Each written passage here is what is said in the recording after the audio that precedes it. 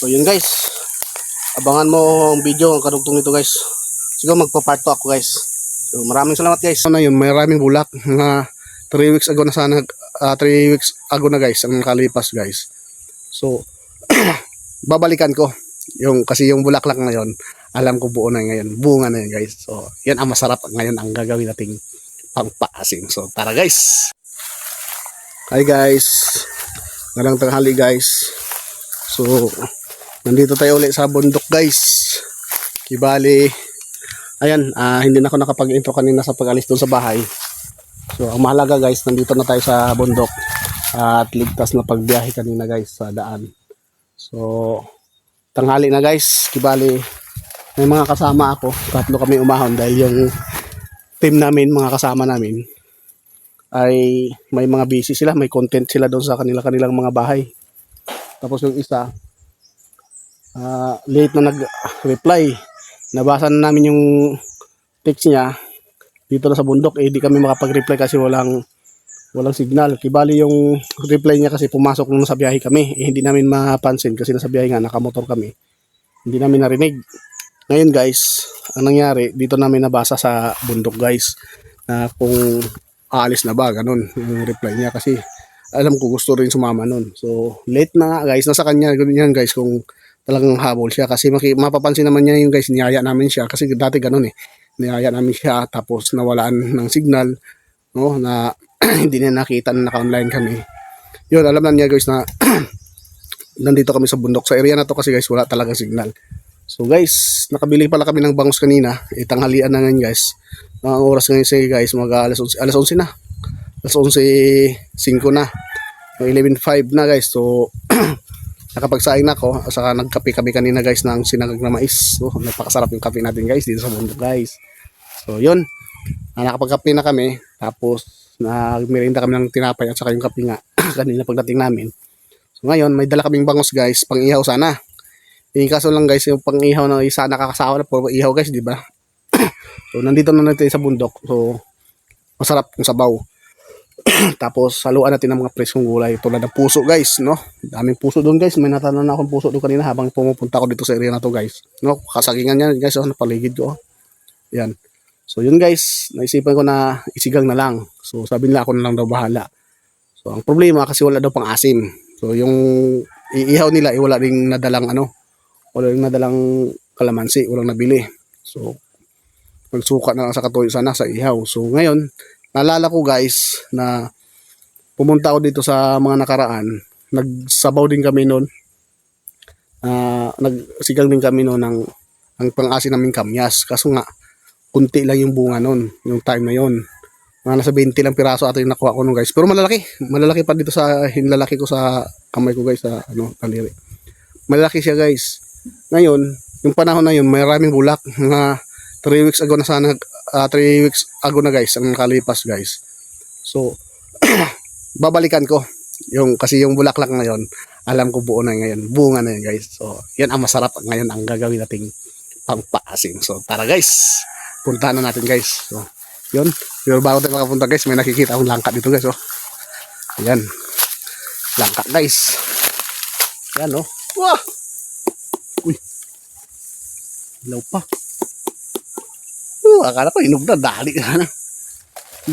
Yan. Mga ganito kalaki guys. So, ang dangkal yan. 1, 2, 3 dangkal guys, no?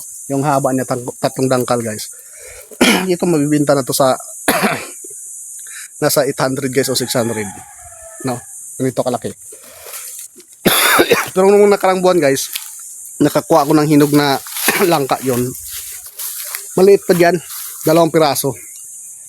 Binigay lang sa akin yung isa. Tag-isa kami kasi sabi ko, yung tuwing punta ko kasi dito kay pinipicturan ko yan, tapos tinitingnan ko, kinakatok ko lagi, ganun kung hinog na.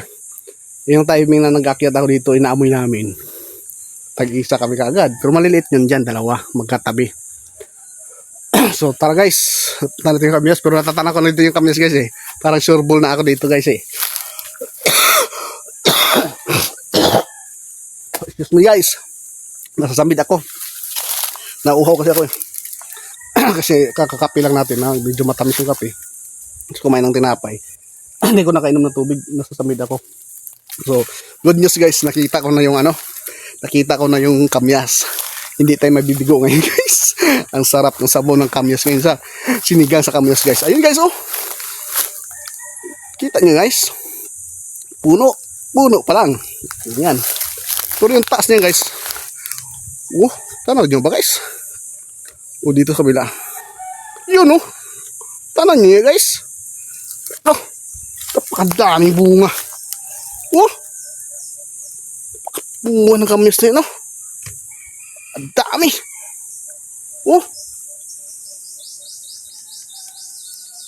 Ang dami, guys.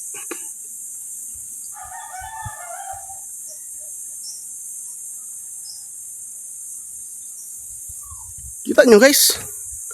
Napakadaming bunga, guys. No? Ang dami din laglag, oh. Dito, wala na siya bunga. Kasi yung mga umaakyat siya ng kaimito, guys, dito dumadaan, yan, naaapakan to. Ayun, mga lagas, guys, oh. Yan, lagas, guys. Dami paglagdag, sayang, oh. Ito yung pangpasim natin ngayon, guys. Kita niya naman. So, yun, guys. Nangunguha tayo ng kamyas ngayon. Sandali lang, guys, ha. Gusto natin yung kamera. Wala akong kameraman, guys, ngayon. Kaya, ngayon, wala akong kameraman. Ako lang, mag-isa, solo. So yun guys, so medyo tagilid guys. Excited manguha guys kasi ang daming bunga eh. So stop ko muna yung camera guys ha. Kukuha lang ako ng dahon. Ayan guys. Ito na guys yung DIY natin na lagayan natin sa kamyas. Ang dami oh. Kita nyo guys. Ang dami oh. No? Kuha tayo.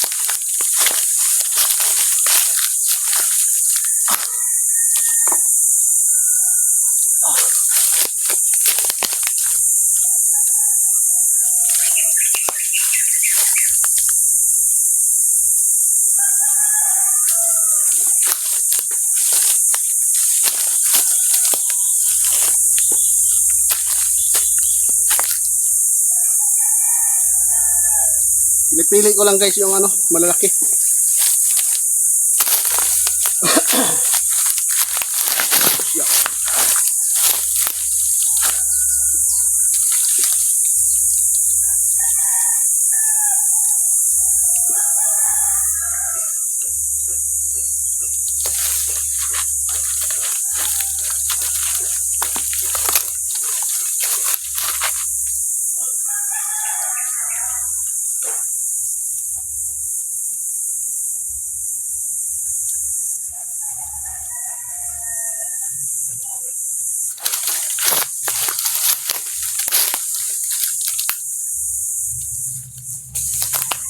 Guys, tama na to guys.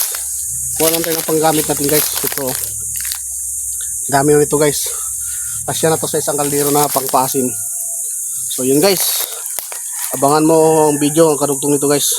Siguro magpa-part 2 ako guys. So maraming salamat guys.